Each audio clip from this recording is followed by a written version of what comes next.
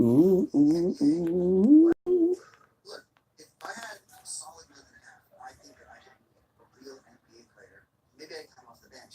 Oh, slipping down, baby.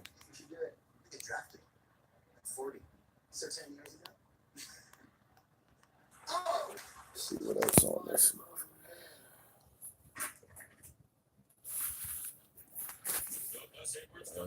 Ravens. Buccaneers down by 8. 2 minutes left. Ravens got the ball. Second and 10. Ugh. What's going on, everybody?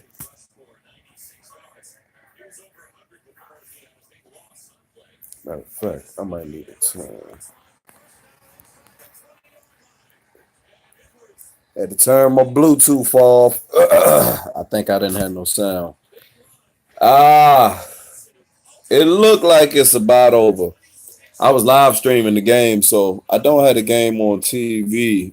The only two games that's on my TV is the Ravens and the Bucks and the Redskins and the Jaguars. But it looks like it is over. Even regardless of the fact, even if we would have won today, I think that the other things that's going on and transpiring is hurting us. Just in particular about this game today, you guys know I always speak about turnovers. I always speak about turnovers. Turnovers are big.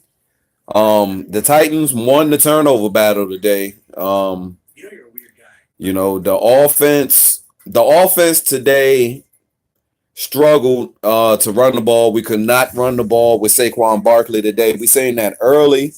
We seen that often, and I don't know if I want to credit that to the fact that our most explosive weapon as a receiver was out, and Beckham and Barkley. Giants fans just going forward know that Beckham and Barkley they are a pair. They complement each other out there. When Barkley is out there and Barkley's having a big game, it's due to the offensive line doing their job, but it's also due not only to the wide receivers blocking down the field, but to how honest Odell Beckham keeps other defenses out there and allows for us to open things up, and vice versa when it comes to Odell actually being able to make big plays and other teams stacking the box because of Barkley. Today Eli and really the whole team, we didn't have it. We didn't have it today. I felt like we fought for a little while. And it might be 21-0 right now. I turned it before they actually got a chance to score because I know it really doesn't matter. Things were already looking down for us, but I expected a better effort all around from everybody today, and we were not assignment ready. We got dominated. Our defense got dominated by the Titans offensive line and by Derrick Henry. They were able to run the ball and do everything that they wanted to do and keep Mariota out of situations to where he was going to throw the ball in harm's way. Our defense before we came into this game, I knew it was a problem with our defense. It's been a problem all year. We've made a lot of good plays on defense, getting turnovers over the past couple of games, even though they were against, weak competition, as they say, and quarterbacks that weren't quite up to par or not starting quarterbacks on other teams. And regardless, like I say, before this game, with us going, 5-8 and coming out after going 1-7 from the bye week and the halfway mark. I'm still proud of our guys. Giants fans, we have a lot to look forward to still. The thing with Eli Manning, and what a lot of Giants fans out here are seeing, it showed up again today.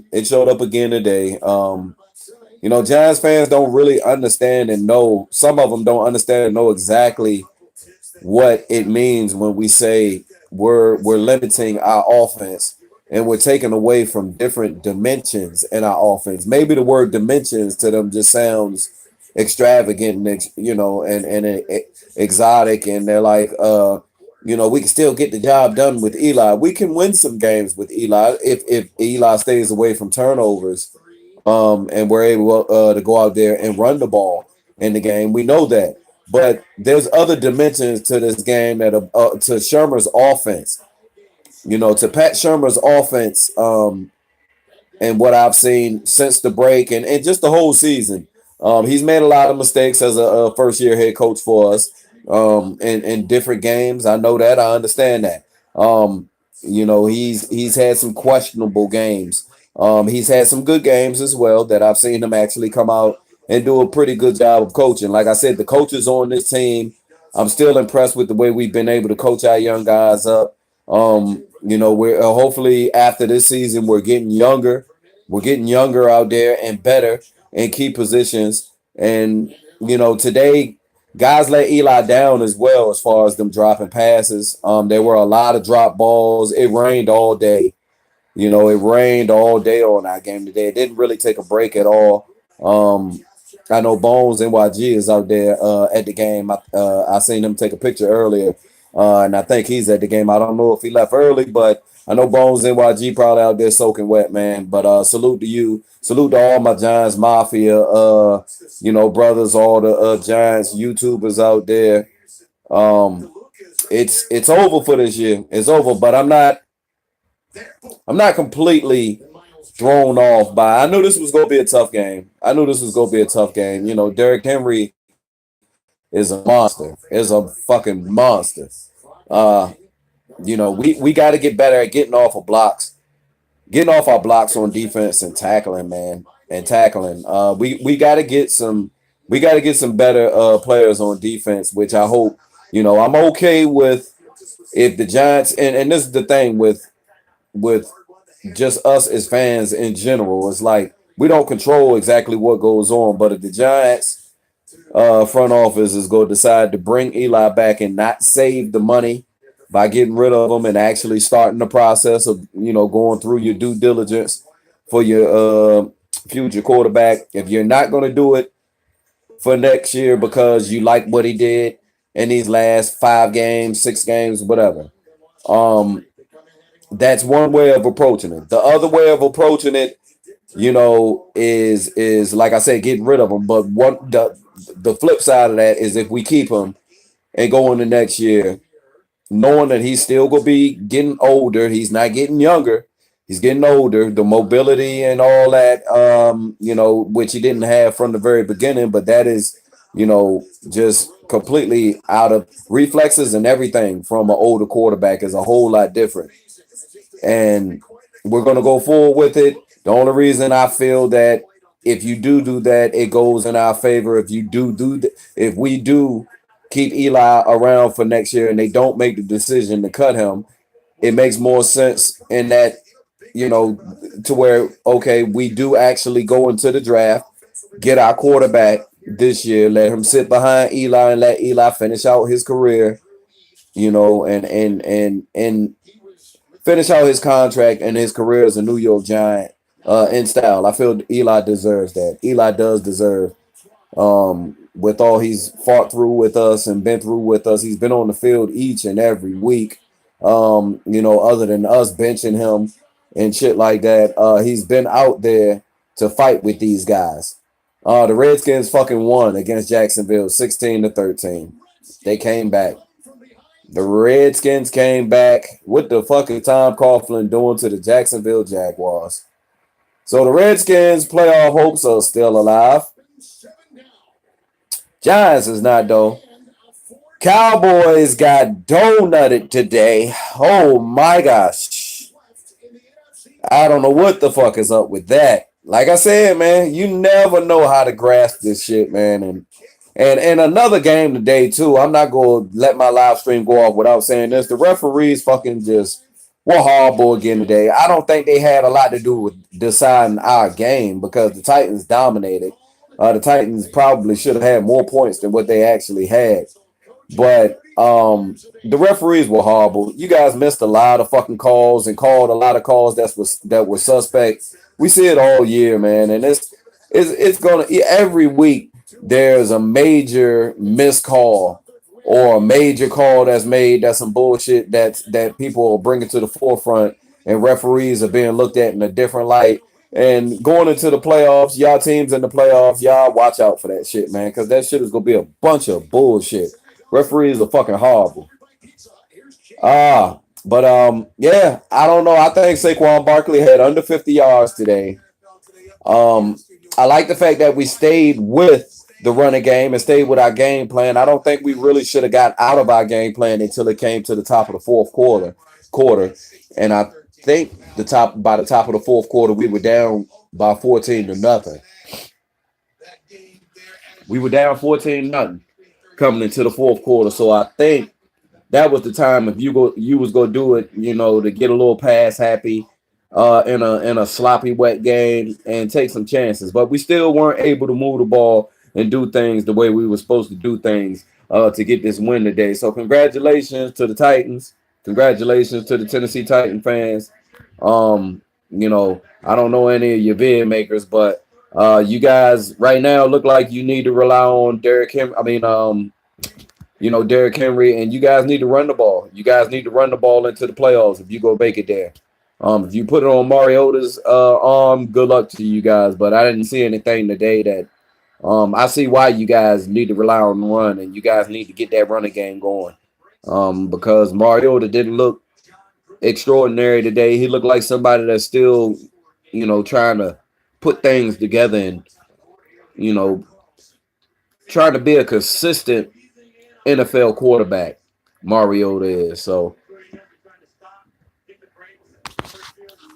tough loss, but it is what it is, man. Yeah, Kev, we ain't ready for no playoffs. We definitely ain't ready for no playoffs. But like I said, I just didn't like the effort today.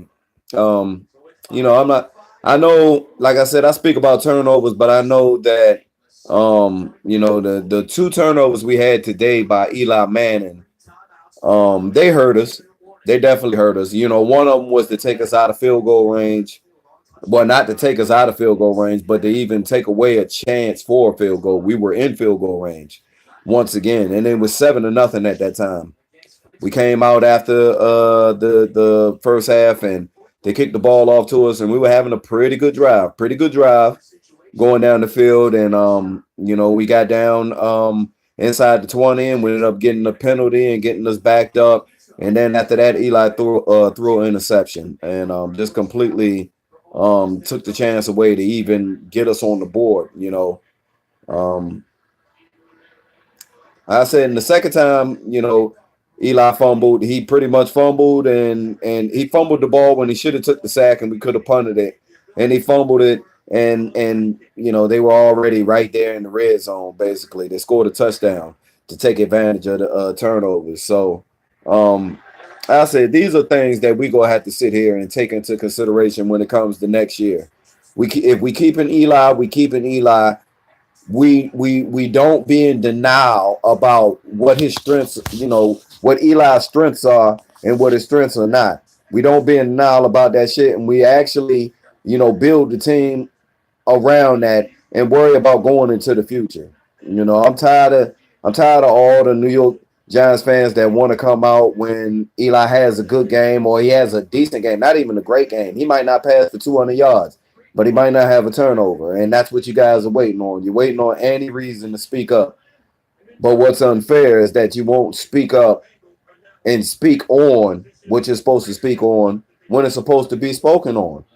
And it was a bad performance today by the two-time Super Bowl winning quarterback. It was a bad performance. Regardless that it was raining, regardless that you didn't have Odell Beckham Jr. Out there with you, who a lot of you guys don't give a shit about.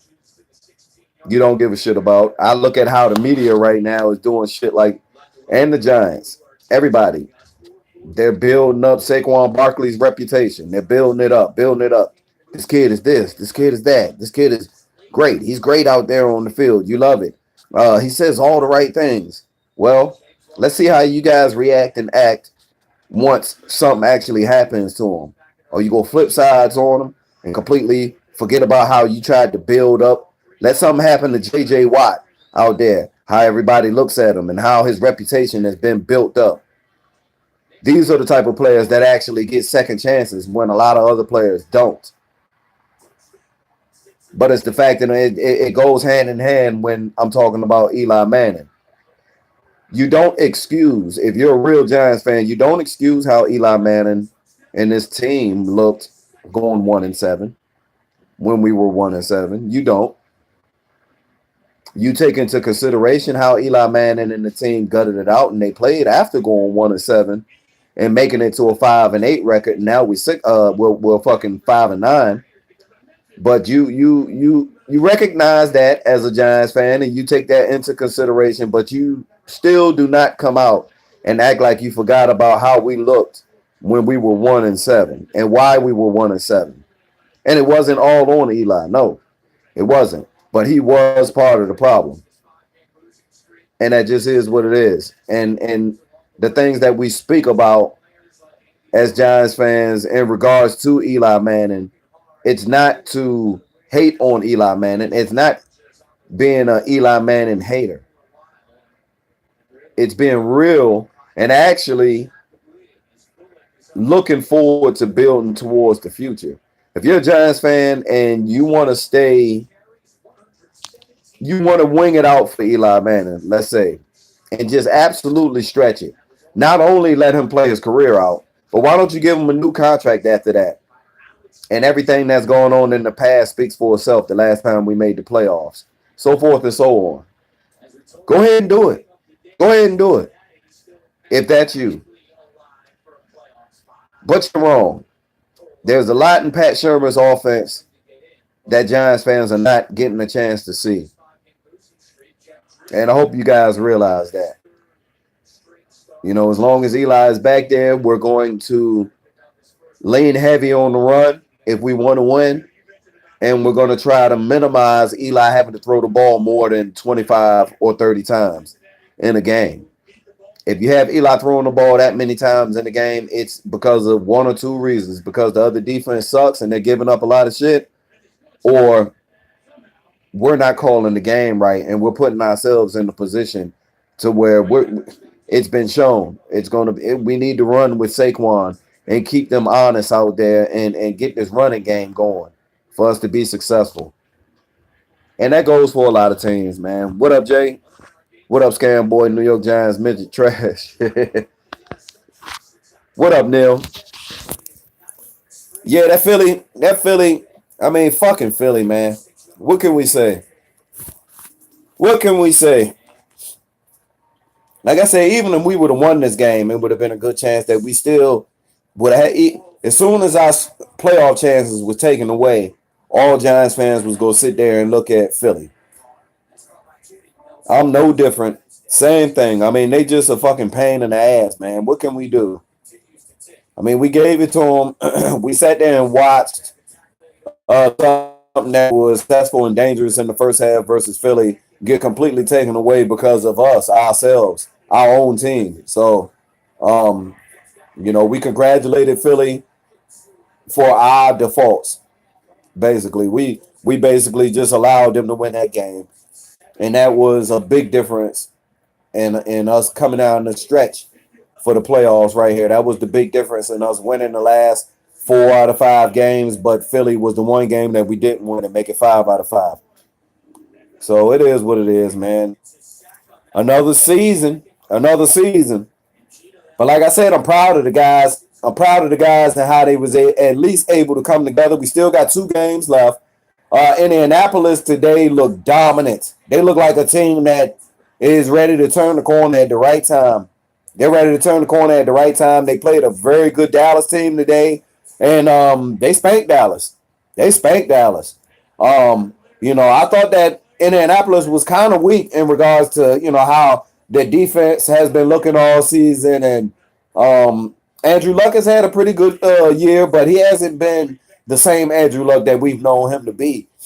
So their running game is kind of spotty. They're using so many different running backs. out there in Indianapolis. So that was a surprise today, and it is what it is. I'm gonna enjoy seeing all this Cowboys crow. Um, the Redskins won today.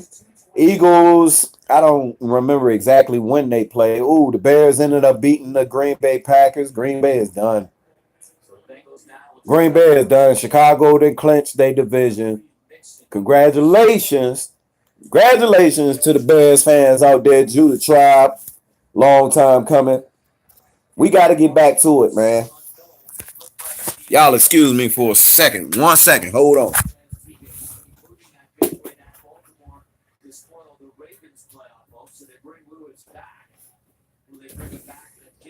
Yeah. We look like shit on a stick. All right, so what's going on in the comment section, man? What's going on with everybody? Y'all ready for Christmas? Everybody ready for Christmas? What up, Junebug? Yeah, tough loss, man. Tough loss. Not really that tough, though. Tennessee is a better team than us, man, right now.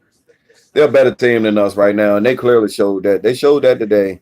Their offensive running game is dominant. It's dominant. And no boys block. And I don't even think they had their best fucking offensive lineman in the game today.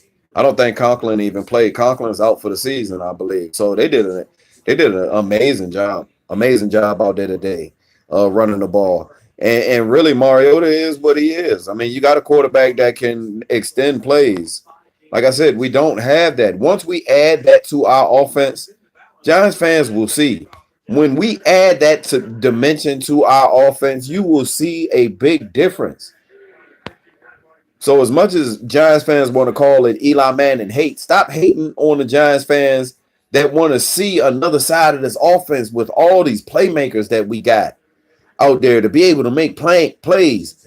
Evan Ingram looks amazing when he actually catches the ball and he gets the ball in his hands and you see him accelerate up the field. He just doesn't accelerate up the field for a little bullshit yardage. He makes an extra 15 to 20 yard difference a lot of times if he's even being able to squeeze in between two tackles and get up the field.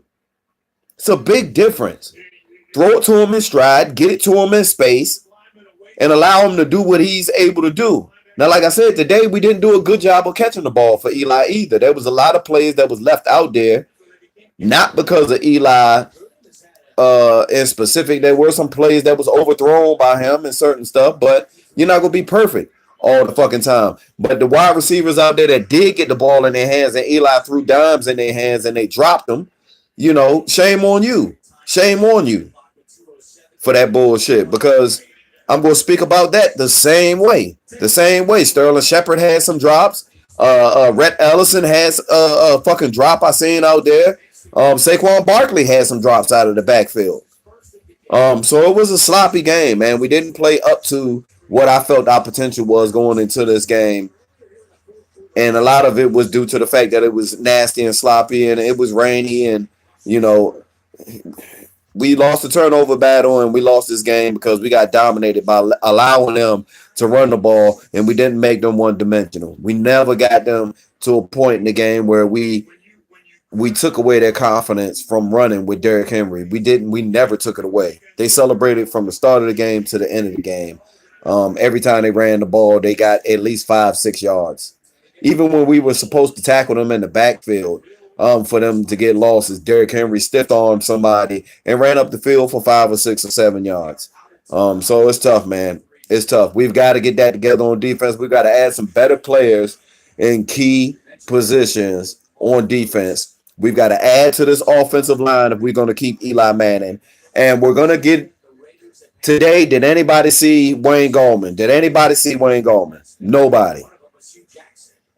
Part of the problem with the offense, with Shermer being in control of the offense, I feel, is that when we get in games like these, Saquon Barkley is going to be underutilized in the running game. Not only is he going to be underutilized in the running game, but like I said, throughout this season, I don't feel like, even with the amount of rushes that they've given Gallman, I don't feel like he's actually spelled, Barkley as much as he needs to be. for him to keep Barkley fresh down the stretch of the season or whatever the case may be.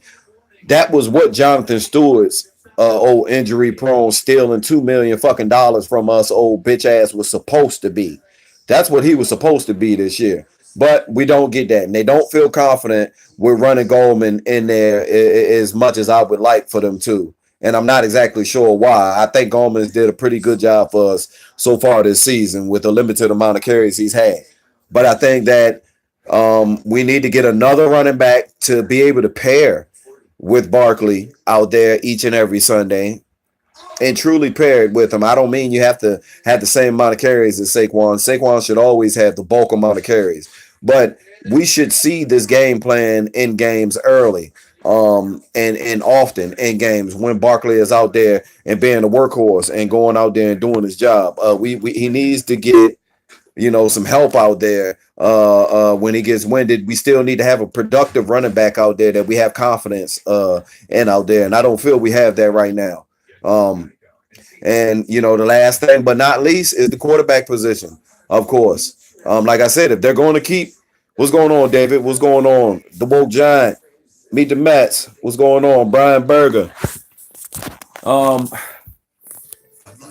If we're going to keep Eli next year, which it looks like we're going to do, and I'm okay with that. I'm all right with that, Eli. Just like I said, I don't want to use Eli in the wrong way. I don't want to use him in the wrong way. Eli is what he is now. He's a game manager. Eli is a game manager quarterback. He's not gonna break the game wide open with 350 and 400 yards passing each week when you see him come out. He's not gonna do it.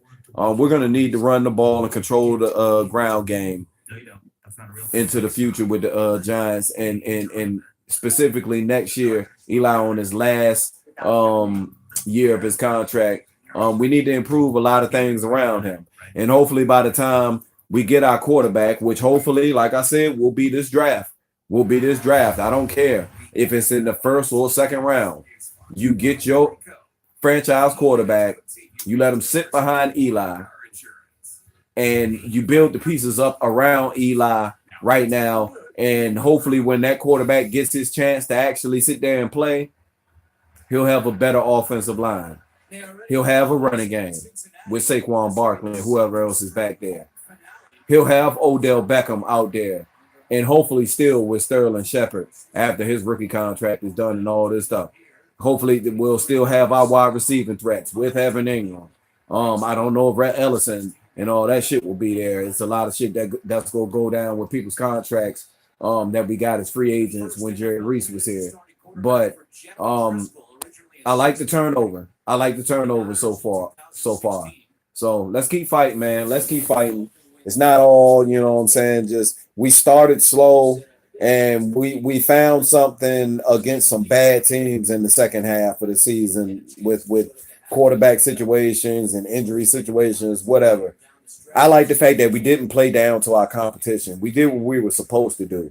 The most embarrassing and humiliating thing to do is to know you're going into a game against the Washington Redskins, against the fucking butt fumble Sanchez. You know that. And then for you to play down to your competition and allow for it to be a close game and allow for Mark Sanchez to sit there and make plays. And that's the most embarrassing thing. I like it when we come out and, okay, the Bears was without Mitchell Trubisky. Okay, whatever. You had your backup quarterback in. We didn't play down to our competition. When we came out, we played against the Bucks. You started with Fitzpatrick, but we made you switch it and put Jameson Winston in. Whatever. We didn't play down to our competition. We did what we were supposed to do, and we won the game. And that's what I like.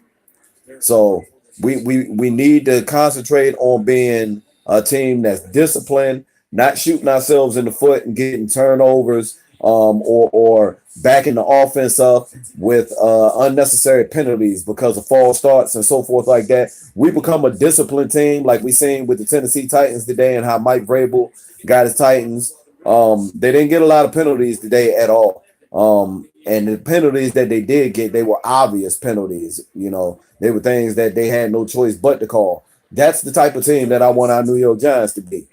That's the exact type of team I want us to be. Not giving the other team more than what they deserve. They're gonna have to take what they deserve. what they deserve. That's it. And that's all you get. We don't give you nothing. We take what we take and we give you nothing. And that's the New York Football Giants that I'm used to sitting here watching. So we're going to have to get back to that, man. Tough day for the NFC East so far, except for the Redskin fans. Garbage.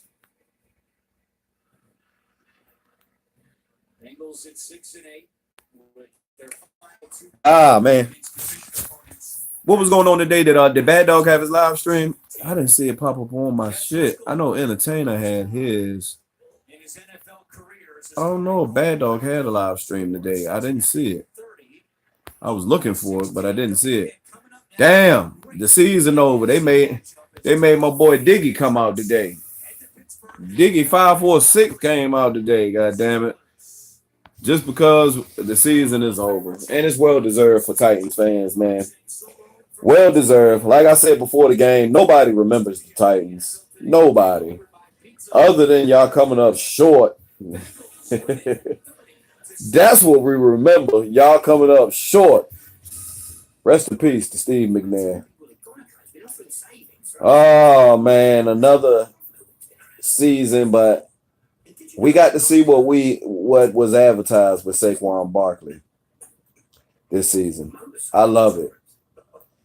Add to this offensive line to help out Eli and Barkley and Beckham and all the weapons out there. This offensive line should be top priority.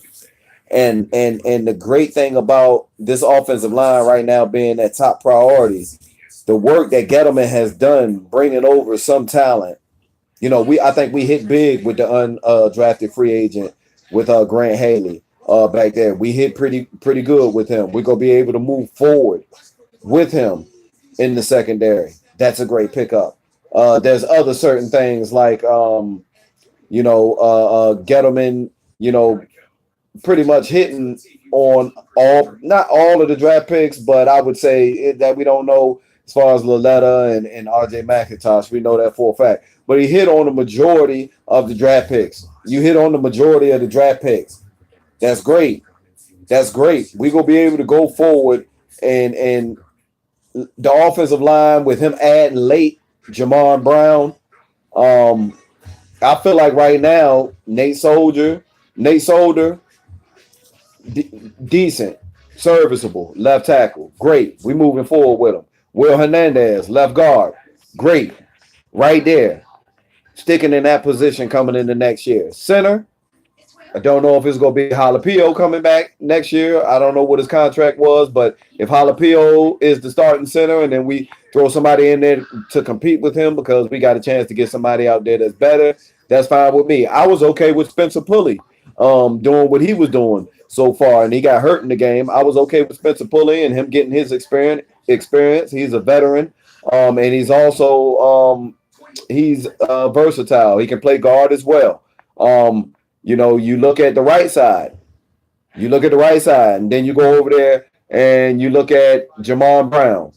I think he stays with us. I think after what he's done in this stretch and coming down this stretch in the end part of the season since he's been signed with us, especially on short notice with him getting in there and learning everything that he learned and getting in there and being as effective as he's been in the games leading up until this game right here. I feel he stays with us. So that leaves us to worry about the center position and the right tackle position where Chad Wheeler is at.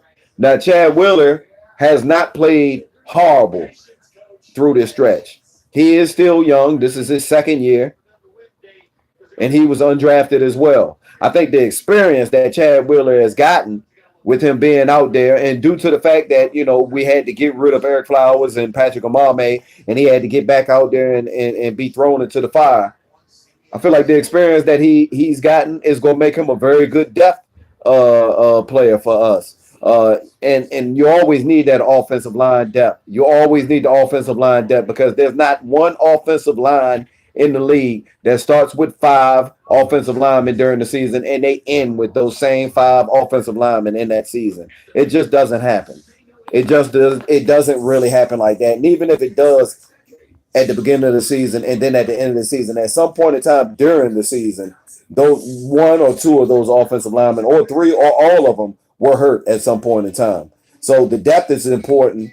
And the experience that Chad Wheeler has gotten right now as a starter is going to prove that. It's going to be great. But we need to get a better right tackle over there. We need to get a dominant right tackle over there. A Pro Bowl right tackle over there would be nice. Would be nice. You know, it doesn't matter what side we run the ball to. Defensively, I'm confident. I like Alec Ogletree in the middle of his defense.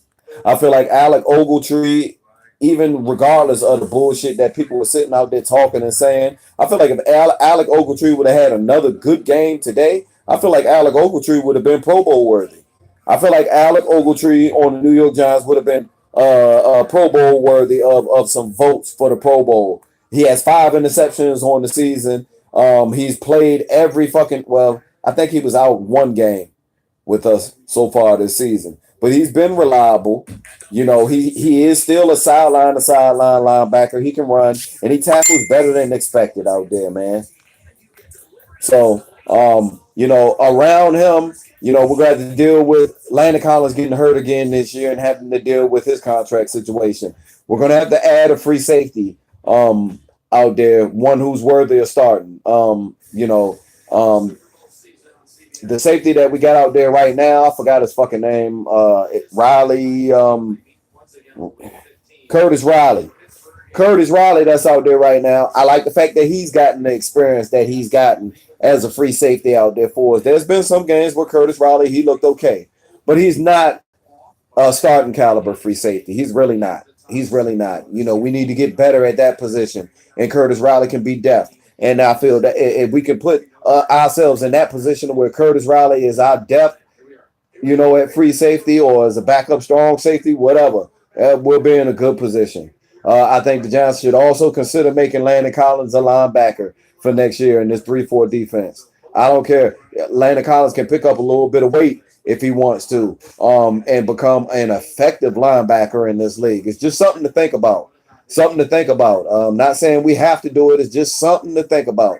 I'm not down on Landon Collins just because he had a bad year this year or a subpar year this year, especially if you're looking at it and trying to compare it to the season that he had his second year in this league under Spagnuolo's defense, which was a completely different defense that he had already had a year under his belt with that defense, and he came in the second year ready. And this is his first year with this 3-4 defense. So he didn't look that good, and that single high safety is tough. That single high safety look is tough. You got to be real good with your eyes, and you got to be real good with your reflexes out there, man. And you're left out there on the island just like a number one corner is a lot of times. Whether it's a running back coming out of the backfield and running a route out there, or if it's a tight end coming out there and you got to pick him up, or if it's you're just watching for somebody in the slot that's going to be running deep, and you got to take them and help so the other man can cut back and help in case the offensive team throws it to the running back out the backfield. It's all types of shit you got to worry about in this 3-4 defense with that single high shit.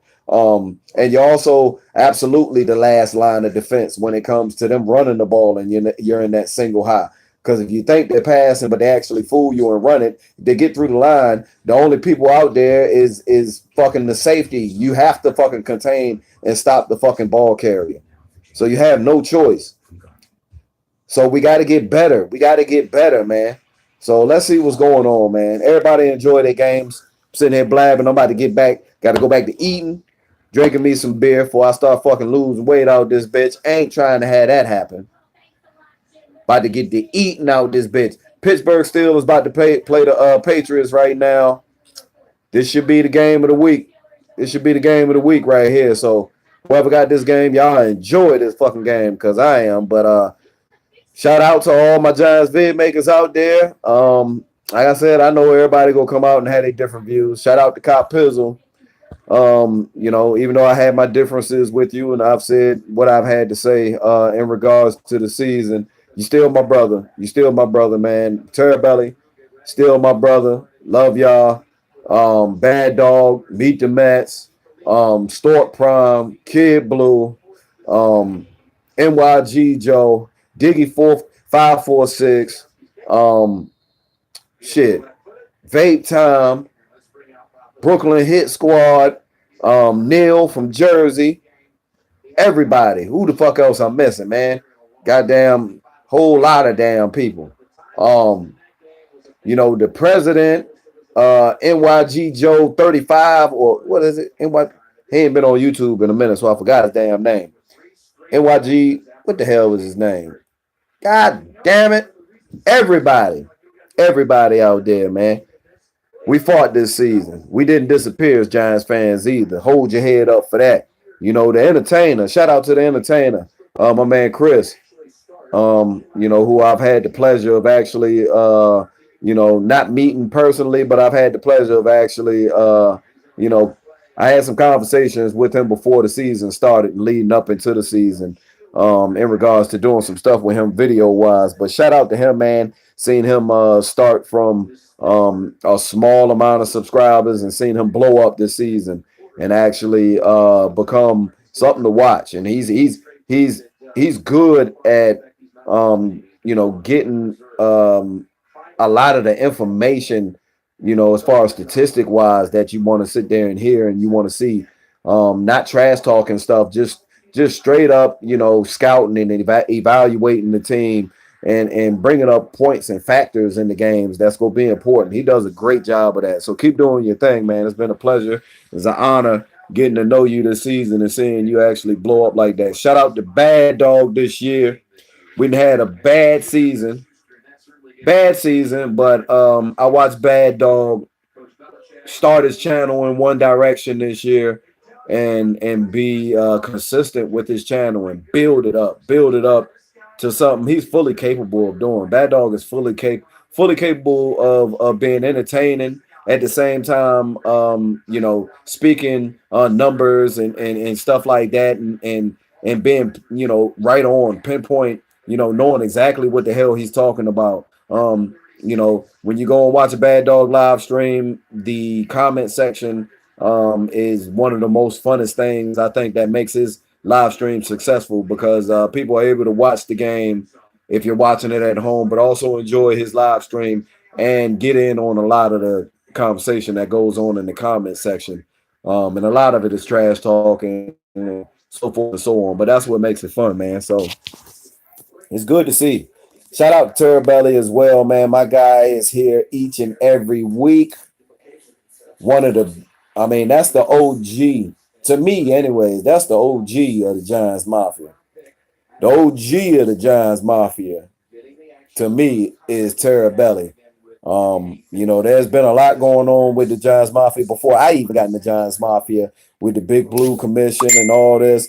And, guys leaving and going back and forth. But Terabelli has never wavered.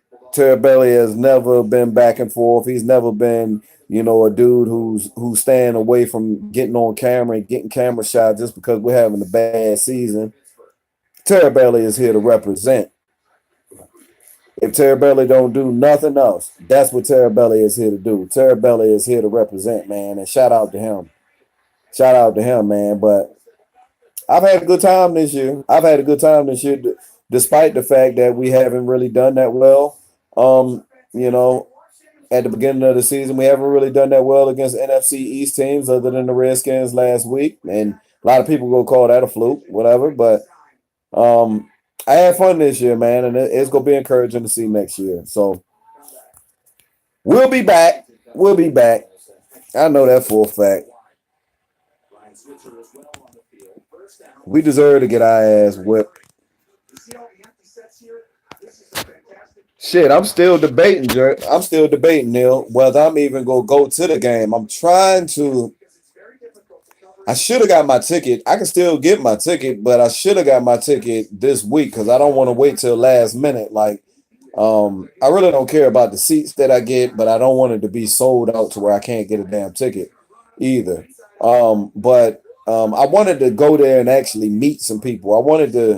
I know Bones is probably he's a season ticket holder. I'm not sure if Terabelli is. I know Meet the Met said he wasn't going to be able to make it. I talked to Lazy Loke. He said he wasn't going to be able to make the game.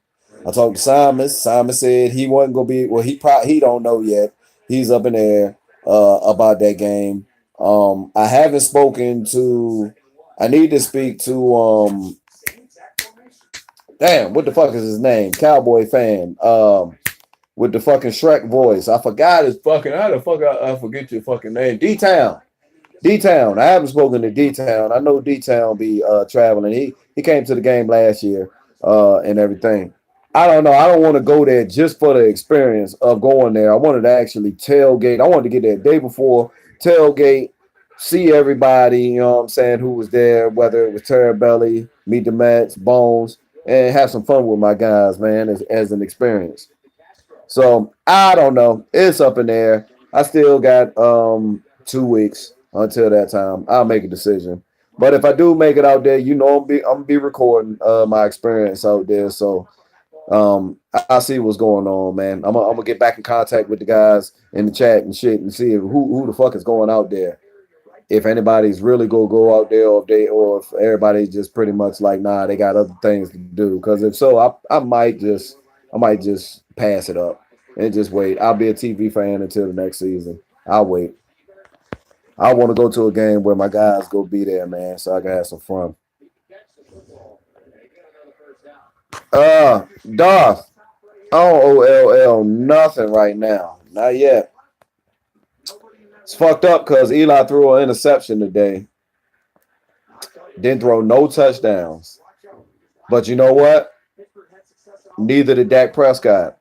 I don't know if he threw an interception. I don't know that. But I know you ain't throwing no touchdown because your team got the same amount of points we got today. So it's still a close race. You go and actually, as far as I'm concerned, right now, I probably am winning the yardage. I don't know how many yards Dak Prescott had today. Eli didn't have a whole lot. I got to look at it before I speak and say something on that. I got to look and see. But it was very close. Eli was up by a little bit in yardage. The touchdowns were just about even, or Eli was up one. And the interceptions, Dak Prescott was winning by one. So I don't know. It's going to be close. It's 2 games left, and we play each other one of them games. So this is a great bet by me and Lazy Low. Great bet. That's gonna come down. It looks like it's gonna come down to the end of the season, hopefully. The last game. Let it come down to the last game. Fuck it. And like I said, that's a top prize of $300. That's a top prize of $300 on that bet. But I don't think nobody's gonna win $300. I don't think Dak Prescott is gonna win passing yards, touchdowns, and interceptions. I just don't think so. He has a chance to. I mean, it's so close right now. He does have a chance. So, but I don't think he's going to do it. If anything, it's either going to be Loke paying me $200 or me paying him $200. That's what it's going to be. And he's going to get richer off of my hard fucking work. Little Mexican bastard. Roethlisberger. Oh, Roethlisberger found a glory hole. He found a glory hole, threw it to Ronald McDonald. Tyson, your Patriots is getting old. And you know what? For some of the most spoiled fucking fans in the NFL, and y'all know I hate Eagles fans, these disloyal, well, I ain't gonna say disloyal, just spoiled bastards because you won the Super Bowl last year. You Patriots fans, get ready for post Tom Brady era when y'all ain't shit. Don't you disappear from this motherfucker. And due to the fact that your Patriots been so fucking good for so motherfucking long, a lot of y'all been just on YouTube and just extra impactful as far as your YouTube presence on here the last 10 years. Because your team is just that good. Don't disappear when Tom Brady is gone. Y'all got y'all shit coming. Don't disappear them years. Make sure you stick around. Because I'm damn sure gonna be here.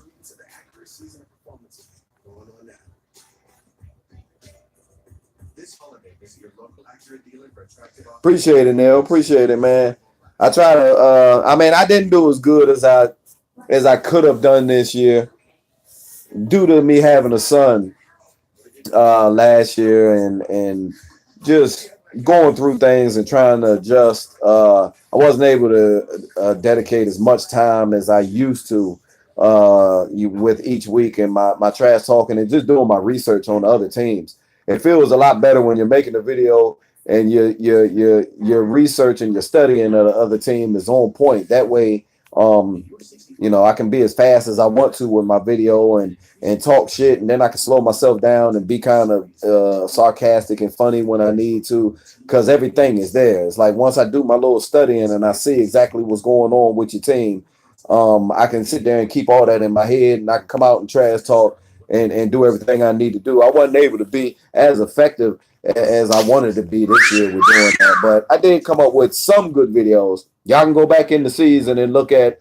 I like the video, the hate week versus the Titans, the first hate week versus the Cowboys. I like that. The hate week leading up to the first game of the season against the Jaguars was okay.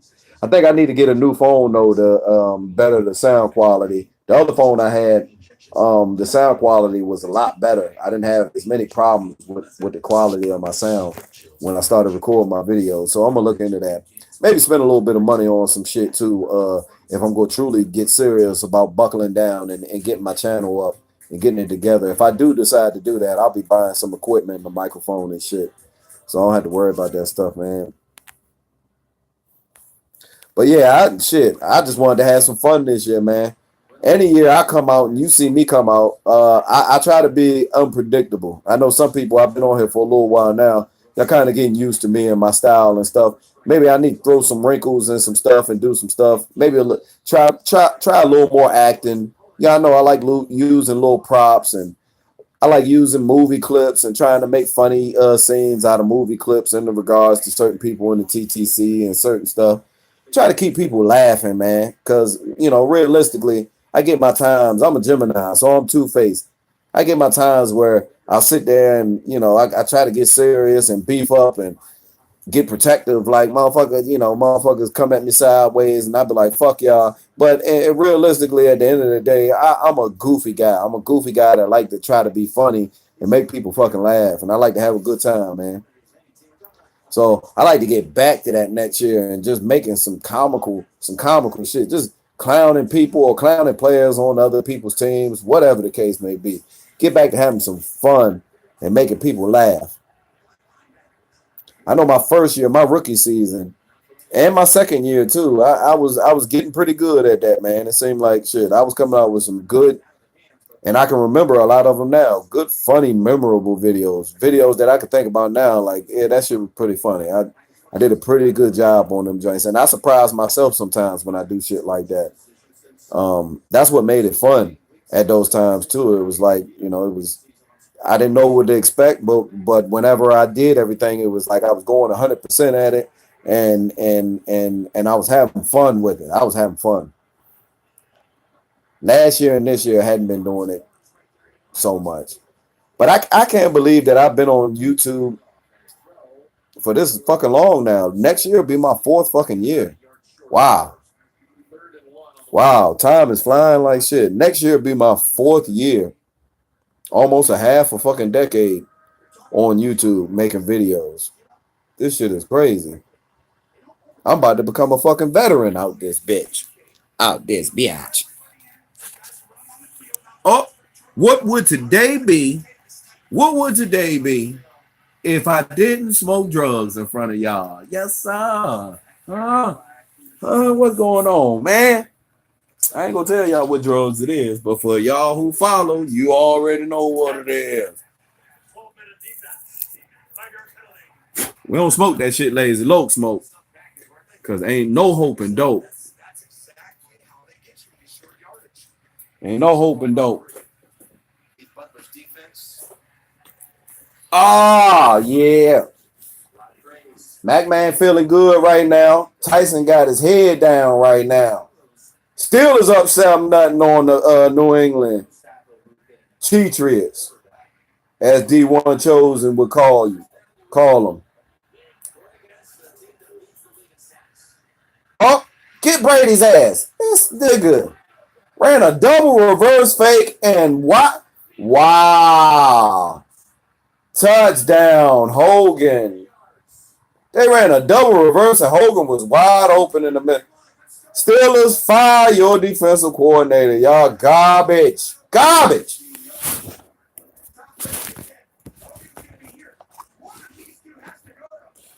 Yeah, Neil said as long as it ain't K2. You goddamn right. Niggas dying off K2. God damn. Nah, man, I ain't never tried no coke. I damn sure ain't never tried no crack. I'm not. I drink liquor, but I'm not a big liquor drinker. I remember when I was in high school, and even coming out of high school, you start drinking, and I've always been a slim guy. I've always been skinny and slim. So, and in high school, I mean, I was extra slim, bony. I look like David from Atlanta now. Back in high school, you know, ain't really growing no muscles, shit like that, just bony as shit. So whenever I went out to go drink and a lot of the times it was getting in clubs in DC and stuff like that. And I wasn't old enough to get in there, but you get a fake ID or somebody that look like you that's older, one of the OGs and whatever, one of your homies you fuck with, they got an extra ID, whatever the case. You getting into the club, we getting in there. So we get in there and niggas start drinking and shit and not knowing what the fuck you doing. You start over drinking. You start as an adult, you're gonna be responsible when you're going out drinking. You go eat, get your stomach right, so you can have a good time and shit. So you ain't gotta be all fucked up later. As a young person, you don't fucking sit there and realize that shit. You just drinking and being irresponsible, fucking getting fucked up. And next thing you know, I'm throwing up and fucking hurting and dizzy and all this other shit. So that led me to a point to where as an adult, once I got older, I was like, nigga, you don't even know what the fuck you doing with the liquor. So you sit there and you drink differently. I've been like that for a while now. I do it when I'm out in a crowd and I'll drink a little bit, but I take it easy on the liquor. Now, alcohol, beer and shit like that, I drink that all day. Ain't no problem. I drink beer all day, smoke my shit, do my shit. But when it comes to drinking liquor, I take it easy on that shit because I won't even be able to finish watching the goddamn game. I'll be asleep some damn where if I don't pace myself and treat my body right. Hell yeah. Shit, that shit ain't no joke, Neil. What's going on, NYG 31, man? Yeah, it was tough to watch, but it's all right, brother. It's all right, brother. Keep your head up, man. We gonna be all right. Man. All my Giants fans out there. And it ain't gonna be no different next year, whatever. As far as me coming back next year, yeah, man, y'all stay tuned. Stay tuned. I'm gonna have some shit. I look forward to growing with this process of my channel, and hopefully I can do some big things next year. I'm gonna try to improve on a lot of stuff. Try to do less cursing and less saying certain things like or just like that or shit like that. Stop doing certain shit like that. Know exactly what the fuck I want to say and get it out. And like I said, stop cursing so much too. I know that's me, but I think I need to tone it down just a little bit because a lot of times when I'm thinking about saying something, if I can't get that word out exactly, on time like I want to, I'll say the word motherfucker or some shit like that. And I need to get rid of that shit. So got to get better at that. So it's going to be some things I'm going to be working on going into next year. Try to make this shit better for my channel and for me going forward, period. Don't want to sound completely ignorant on here when you get on YouTube, just cursing and putting racial slurs out there all over the place and doing certain stuff. I don't want to be that type of YouTube person on here. So, yeah, I can do better than that. My vocabulary ain't the greatest, but I ain't stupid. I ain't retarded like JP.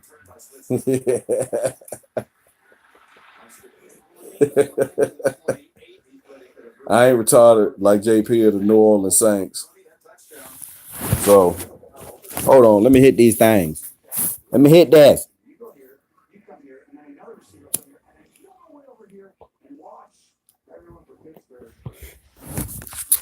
The fuck was the Jacksonville Jaguars doing today?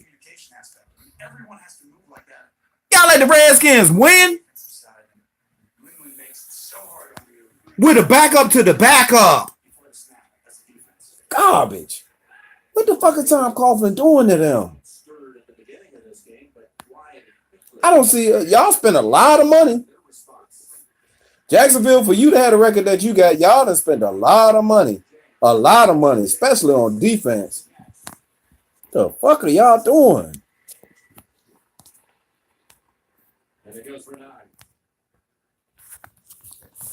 Yeah, NYG, this season we had a slim chance from the very beginning anyways, man. You know, we had a chance. And I don't know mathematically how it's all going to go. I don't even know if I don't know if we still have a chance or not. Probably not, saying that the Vikings won today. Certain teams won today that we didn't need none of them to win today. But, I mean, shit. The season was over when we started at 1-7. You know, realistically, to get through the rest of your season and think you only go get one more loss or not get no more losses and go 9-7. I mean, you can pretty much say, nah, seeing how we played at the beginning of the season, I don't think that's possible. It's not going to happen. So it's been over for a while, but the fight that the team showed didn't allow for the analysts or for us to be mathematically counted out because they kept fighting. And that's what I love. That's what I love. You're going to get those Giants fans out there that's going to sit there and they're going to worry about the draft position. They're going to worry about the draft position. These are bullshit Giants fans to me. Giants fans to me because I know that we need to get us another quarterback. We all know it. We all know that we need to improve in a lot of other positions. But at no point in time during any season am I looking at it like tanking just for a draft pick is okay. And that's just, no. You play hard every year. You play hard every down, every game, every down for the whole season with the guys that you got out there, the 11 men you got out there on the field offensively and defensively. You play hard. And when the draft comes and when the season is over, you'll be told what your draft position is. You make it happen from there. Whatever you have to do. I mean, if we were going to sit there and worry about tanking for draft position for certain players, then why don't we just tank the next 3 seasons and then wait to go to the Super Bowl the 4th season? Why don't we just tank the next 3 seasons and make sure we get the number 1 pick? Why don't we do that? That would make some of you Giants fans happy. Let's tank the next 3 seasons. Let's go 0-16 the next 3 seasons. Let's do that. And get the number 1 pick all 3 of those seasons. And then let's go to the Super Bowl the 4th year. If that's y'all plan. Stupid shit. I don't believe in that shit. Never have, never will. Never will believe in that shit. I would say where the love at, but where the drugs at? Right here. Yeah. Hold on, YouTube.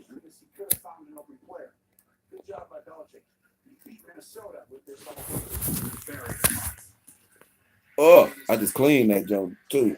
That joint hitting like Barry White. That motherfucker hitting like Barry White out there, goddammit. Hitting like Brian Dawkins. Shit. Where the Tennessee Titan fans at? Where y'all at? No, y'all on this motherfucker.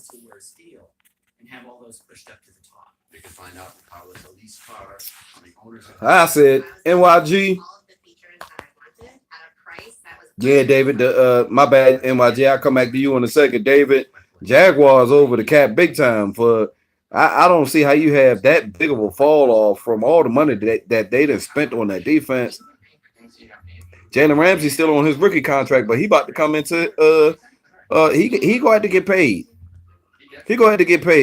But we go get the quarterback we deserve to get, Giants fans. We go get the quarterback we deserve to get, man. Me realistically, just look at this draft this year. Nobody knows if Justin Herbert is going to come out just yet. We know that. You got certain quarterbacks that are going to be available that we know of, but I think it's still up in the air. I think in the draft, I think seeing what quarterbacks are out there, whether it's Dwayne Haskins or Will Greer, or I think we're going to have the first 2 rounds of the draft to find our future quarterback. If we get a quarterback in the first round, okay, he was there. They wanted him. If we get a quarterback in the second round, and we even have to trade up, I think we got 11 picks or some shit like that so far. But there are certain, or at least 1 round that we don't have any picks in them. That might be the third.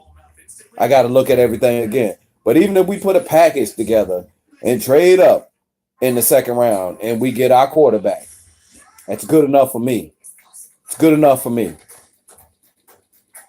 I said, give me something different with some life in his legs and teach this man the offense. Teach him the offense. And the same people who don't want to let Eli go, they're going to be on his dick. They're going to be all over his dick when they see him. They're going to be like, oh, my God. Eli would have never did that. Well, let's get to it. Let's get to it. Let's stop staying where we're at. We're not winning any divisions. We're not getting to the playoffs. We're not getting any Super Bowls. We're not getting any younger. And the damn sure ain't getting no cheaper to keep players. Get it together, guys. Shit. I said, I just don't like the fact that people see stuff and they act like they don't see it. They want to be delusional and act like you don't see it. You be mad that I'm talking about it. That's fine. But don't tell me you didn't see it. Don't tell me you didn't see it and you don't see it. You see it. And don't make an excuse for it. It is what it is. God damn. Let's move forward. Let's become more dangerous. We can't continue to think we're going to get more dangerous by just adding players around him. We can get more dangerous by doing one thing. One important thing. Getting the right quarterback. And notice I didn't just say getting a new quarterback. I said getting the right quarterback. We can do one thing, and that will change everything on offense. It will change the way our offensive line is looked at. It will change a whole lot. Believe me. One thing, get the right quarterback.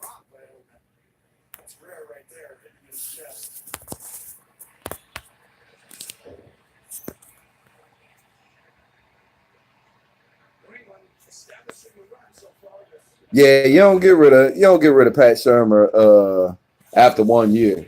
After 1 year. Like I said, Shurmur made his mistakes. Listen, Shurmur hasn't been looked at for his previous head coaching jobs before he came to us.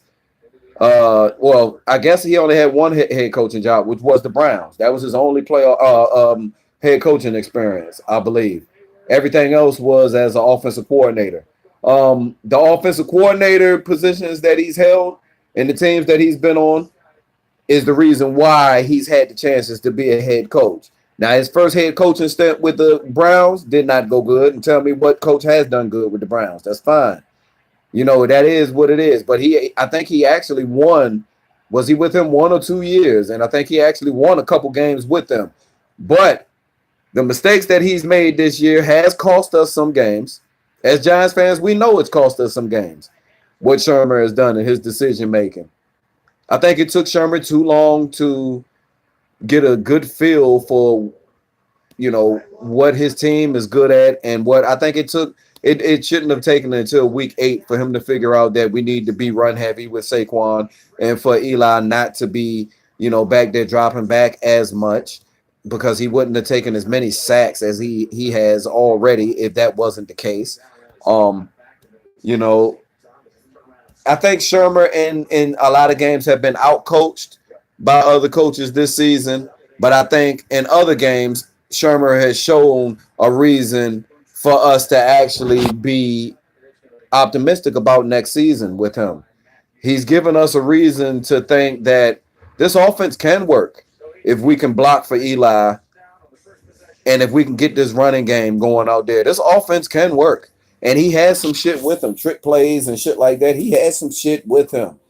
like I said, there's just different dimensions to the offense that's going to be limited because we have number 10 back there. There are certain things that he just can't do. Don't get mad because he can't do them. He can't. He can't.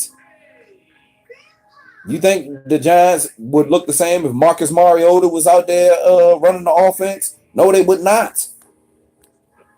Would probably be pretty fucking explosive.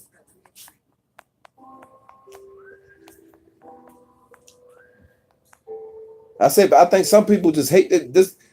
The thought of a quarterback being able to run and pass has always leaned people towards, you need a mobile quarterback. You don't have to really be a mobile quarterback. Just be a quarterback that can be mobile when you need to be. If you're a quarterback that can't be mobile in this NFL today, we're not talking about 10 years ago, 8 years ago. We're talking about in this NFL today, what we see each and every week with quarterbacks extending plays. Come on, you can't tell me it still doesn't register and get through to your head. You're watching what you're watching on TV because it's in front of you. You get to see it. You get to see Eli come out and have a good game against the Redskins, have a good game against. That's fine. Throw 3 touchdowns. That's fine. But there's a dimension that is lost to this offense. I'm sorry. It just is. And we're going to get it together eventually. But I'll be glad when it do. Like I said, them same people is going to be on his dick. Whatever quarterback that is. I don't care who it is. They're going to be on his dick. And I'll be like, oh, wow. Here y'all come back again.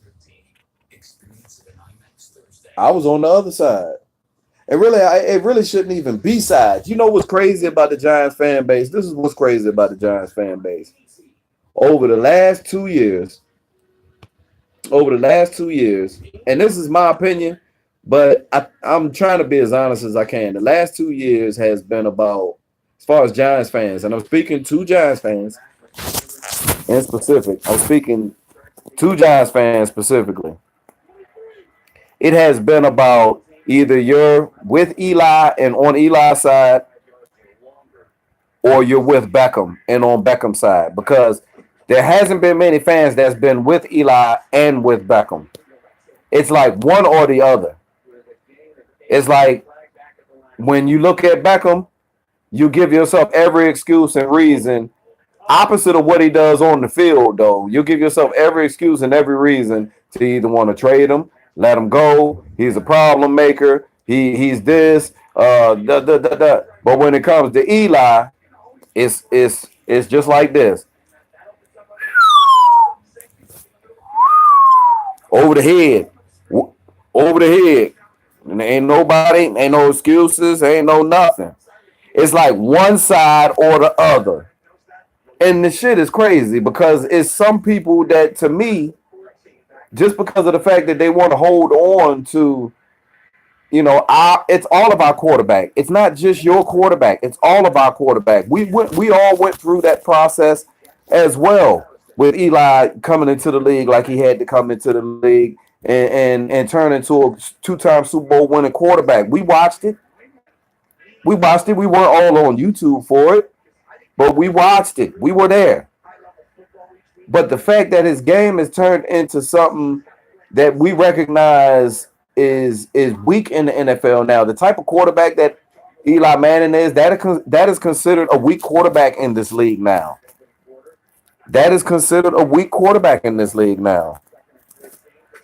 Exactly, Neil. Exactly, Jeff. Exactly. Different generation. It's a different generation. So, I mean, it just is what it is. We don't have to always wait until Eli loses to talk about it. We don't have to wait until Eli wins to speak how he should have 3, 4, 5, 6 years left and all this other stuff. We just need to keep it honest with each other and not get mad because we all have different opinions. It's not like I didn't know that there were going to be fans out there that were claiming to, that Eli could still get the job done. And I believe if we would have protected Eli, perfectly, we protect Eli perfectly. We run the ball in every game. We keep teams out of the end zone on defense. You're talking about a football team being perfect. It rarely happens. It rarely happens from week to week. You're talking about uh, uh, uh, phases of games and different parts on offense, offensively, defensively, special teams, all of them being damn near perfect. That's a good damn team. That's not what we were coming off of 3-13. We were anything but a good team. We were anything. We were undisciplined, banged up, with no confidence 3-13 team. That's what we were. So shit, man. We got to be realistic. We got to be realistic, man. Junebug. Shit. That's a good question. That's a good question. I've been one that has been I've been in favor of actually making Evan Ingram a wide receiver. I don't see why we wouldn't. I don't see why we wouldn't, and at least experiment with it. He's been under the helm as far as that tight end position for 2 years now. I think, and I feel like he's playing. He last game, this game right here. He's disappeared in the game like against the 49ers, but then he showed up with a big catch and and it was things that we needed too. And like I said, the burst is there. We just got to get the ball to him. That's why when I say it's important, we get the ball to him on time, in stride. He can do some great things. He can do what we drafted him for. There's not a lot of tight ends that you throw it to. When you throw it to him and he catches the ball, he looks like a wide receiver. And not only just a wide receiver, he looks like a big wide receiver. He's not very shifty, but he's north to south, and you're gonna have to bring him down. You're gonna have to bring him down. He's a big wide receiver.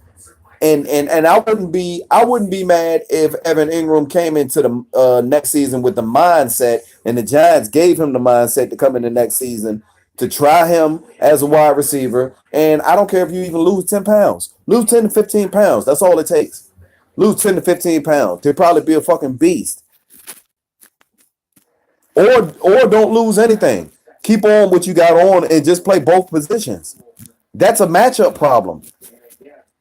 What other team is out there using their tight end as a wide receiver? What other tight end in the league, or what other teams in the league that you know? And this is like outside the box stuff. If I'm a coach of the New York Giants, or I'm in that building, it's like, why wouldn't we think about shit like this? Like, there's no other team out there that's using their tight end as a wide receiver as well. So why would we not threaten another defense with that option? Like, not only do you have to worry about him as a tight end, but you got to worry about him lining up in the slot. You got to worry about him lining up one-on-one and one-on-one coverage, at the bottom or the top of the screen. I don't understand that. But that's a good question. We definitely should do that. And I'm also a fan of making Landon Collins, a linebacker. He already has what Landon Collins has, and what he came out of college with was a great motor. He has great instincts as a safety. And what both of those things do for Landon Collins is when he's out there, he's watching the field, but when he recognizes something and you see that Landon Collins recognizes something, he puts his foot in the ground and he goes. He goes. That's his biggest attribute right there. He recognizes what he sees and he puts his foot in the ground and he goes.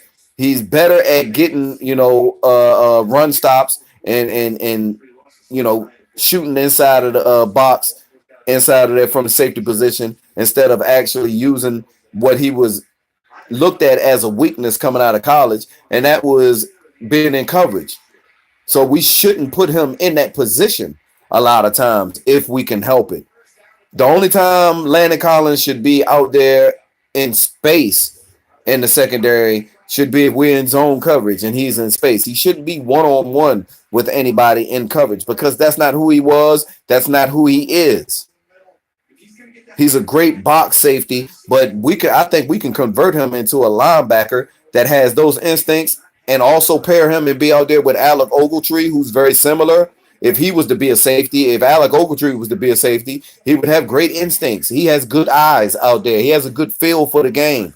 Great eyes. He has great instincts. The ball can get tipped. Anybody that can get tipped interceptions and more than one in a season, that's great concentration. I don't give a fuck what you tell me. If you're out there on the fly and the play is going live and you out there playing football and you're expecting one thing, but you haven't seen it yet and the ball is popped up in the air and you can catch it and you've got great instincts.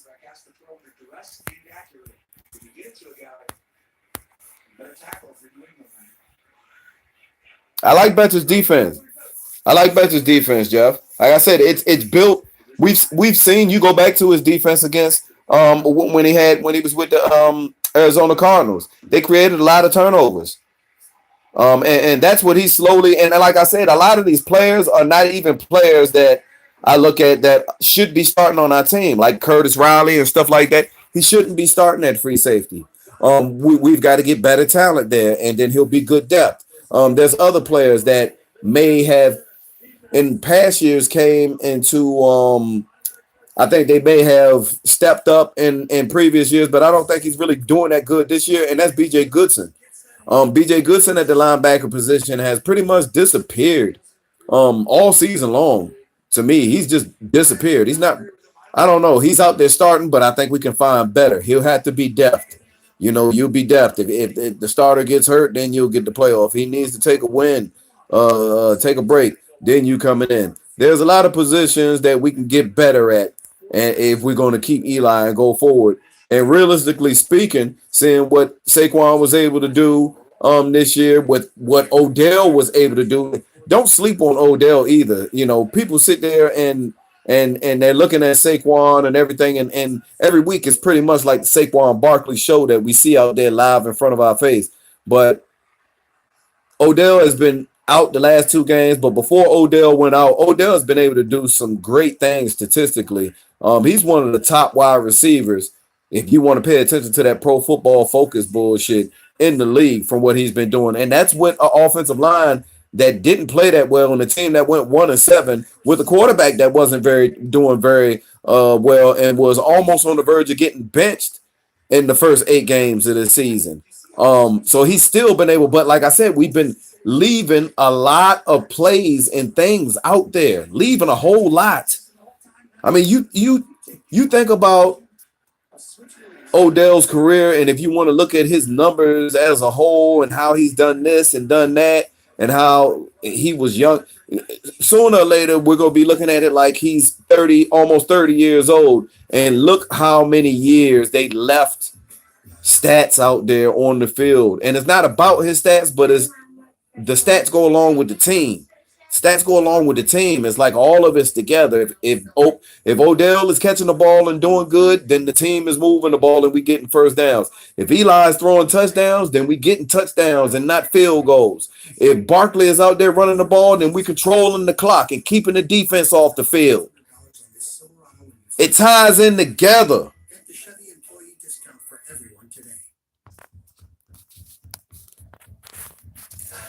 So what we gonna do to get there?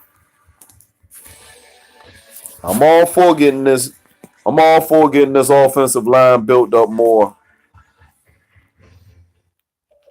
and make sure we get the right quarterback. If it is this year, it's this year.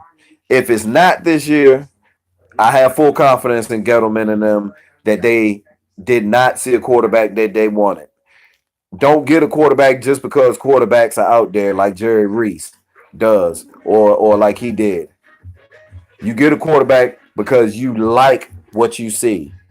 You like what you see. You don't reach. You don't reach. Get a quarterback that you feel very I don't care if you got to trade up in the second round to get him. You feel good about trading up and getting him in that second round because that's the quarterback that you wanted all along. You like that. As Kirk Cousins would say, as Casey Master Kirk Cousins would say. You like that.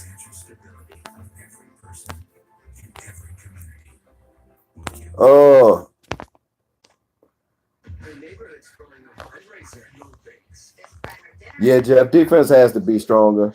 Vibe Shop, what's going on, man? Welcome to the stream.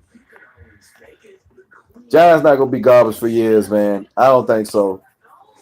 I don't think so. I just think that like I said, the thing that Giants fans need to pay attention to right now is that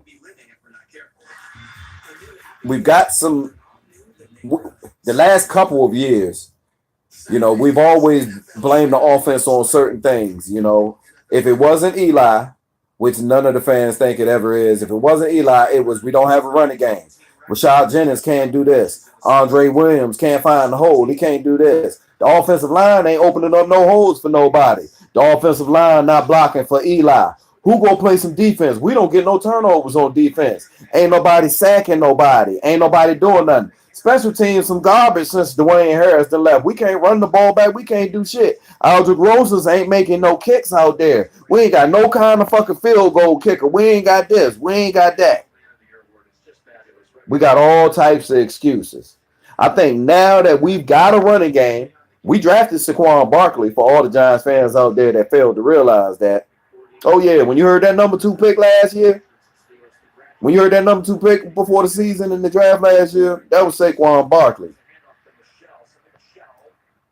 We got a running back.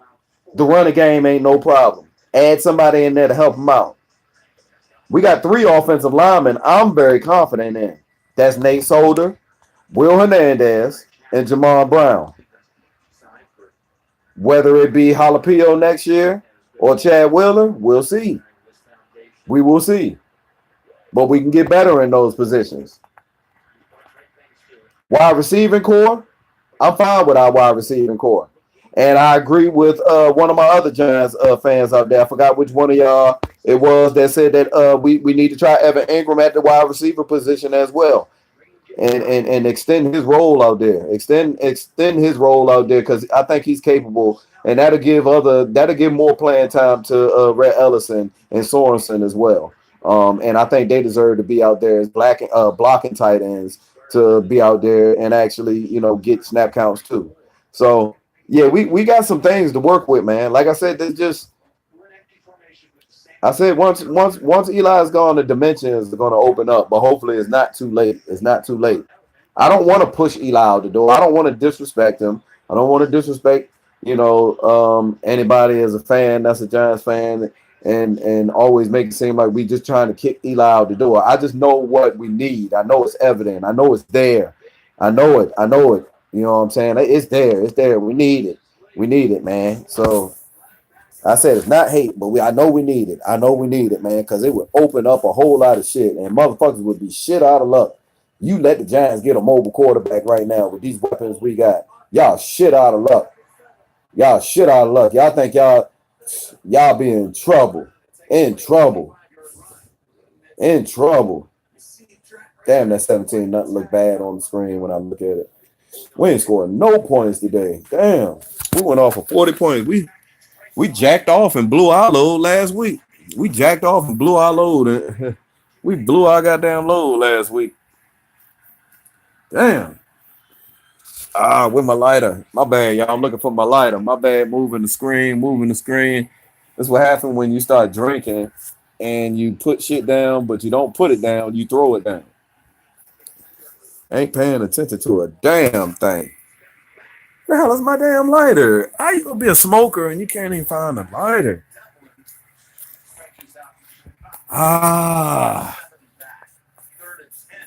Hey, hope everybody getting ready for Christmas, man. You know what? I'm getting about tired of Christmas. I'm about tired of Christmas, dog. I ain't spending all that money this year. I ain't doing it. Because Christmas always, you sneaky. You're a little sneaky bitch, Christmas. You kiss my ass. Jesus wasn't even born on Christmas Day, so you ain't fooling me. I try to get me for my funds. That's what you try to do all the time. And then I spend the money on Christmas, and then New Year's come, and then New Year's kick my ass, and then after that, responsibilities come back, and I already spent about $1,000 or some bullshit, and then I got to play check, and then hope taxes come. Fuck that. Y'all got me, and I ain't letting you get me this time. Not again. Not again. Never let you get me again this year, Christmas. Maybe next year I'll give it to you. Not this year.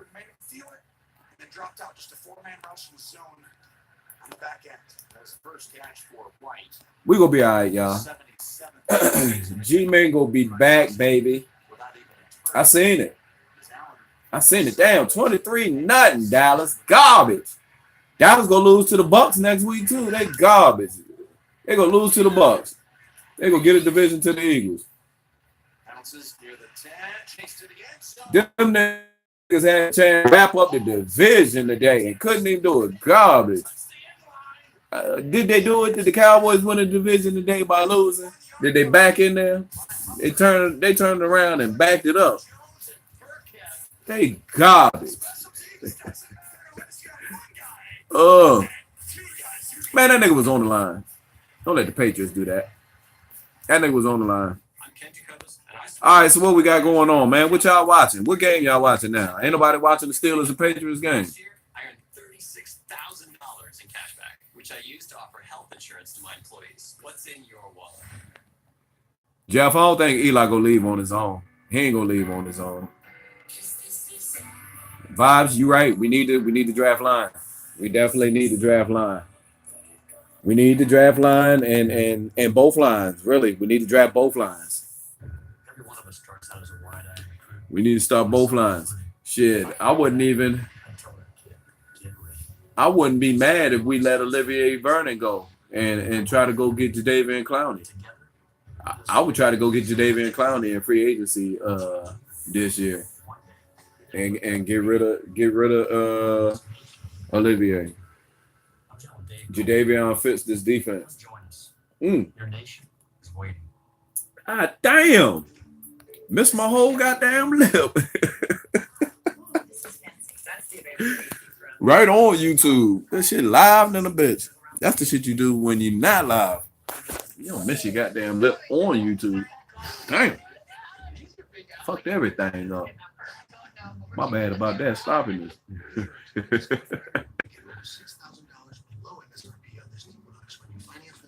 Fucking up.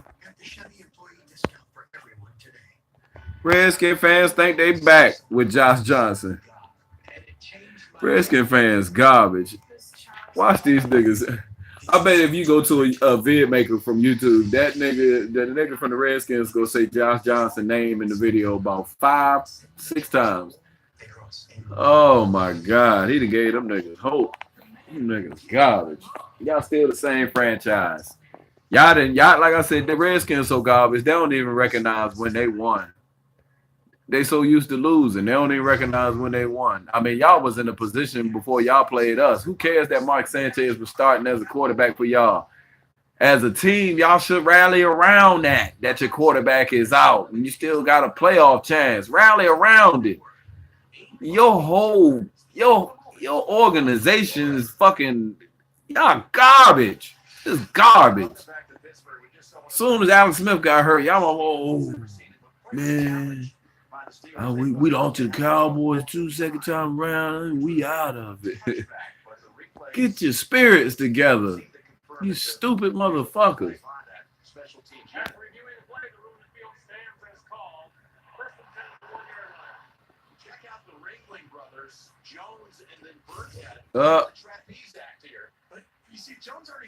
Oh no, he wasn't in the end zone. That was a good save. Damn. And he got his leg out the way. That was great. That was great. Great special teams. But yeah, I'm about to go over here and get me something to eat, man. Again, might get on the Xbox, see what's going on. Give me a one-on-one game, Max. Give me a one-on-one game, man. But I ain't want to take this much of everybody's time. But Anthony Barker, what's up, man? Evan Ingram should be used as a wide receiver. I agree with you. Yep. Evan Ingram definitely should be used as a wide receiver, man. You know, I would use him as both. Like I said, I would use him as both. I would use him as a wide receiver early and often. I don't care if I'm thinking about the season specifically, like, oh, we changed his position. He's a wide receiver now. And let's say the first 4 weeks of the season, we use him at wide receiver. At some point in time during the season, after the first 4 weeks, oh, we gonna be interchanging him and playing him receiver and tight end. Good luck. Good luck. We gonna be using him at both. And I would do it because he's fully capable. Let's open this shit up. I mean, what do we, and like I said, we seen Eli having, doing photo bombs and shit like that, and last game, and Eli's been having fun the last couple of games we've been winning. Eli been having a lot of fun, and he deserves to go out there and have fun, man. He's like I said, the young guys out there, a lot of them, the problem is that with having an older quarterback, they don't exactly relate with him. They're kind of like dealing with him. They're dealing with him. It seems like Odell and that attitude is like we're dealing, with him. But it's not a thing to where, I mean, Eli used to be young, and Eli still is young at heart. He's young at heart, but he's just not the same quarterback that he even was, when he was taking us to the playoffs and making those Super Bowl runs, man. So that's what we always compare him to. It doesn't seem like, we're going to be able to get back there individually with his talents. With his talents alone. So we can get better at that position, man. Let's stop whining and complaining about the fact that it's almost that time. Let's just realize that we can get better at that position. Whether the guy is younger, he may not be better than him immediately because he knows so much. He has so much knowledge up here, and he knows a whole lot. He definitely can command the offense and be a game manager. But we have to open up this offense and allow for the other dimensions of this offense to go along with the weapons that we got out there with Odell and Evan Ingram, getting the ball in space and being able to cut these defenses up, and Saquon Barkley out of the backfield. You know how many more open passes Saquon Barkley would have that would be easy out of the backfield if you got a quarterback that is even a threat to run? Not that he actually ran already, just the fact that he's even a threat to run. Do you know what linebackers and people do when you have a quarterback that is even a threat to run? They don't go all out and just come after that dude. Not if they realize that there's Saquon Barkley behind them. Then you have to pick your shit. You got to pick your shit. And if they cover Saquon Barkley because they're more worried about him, hey, our quarterback is running. He's running first down. Changes a lot. Changes everything. Different dimensions to the offense.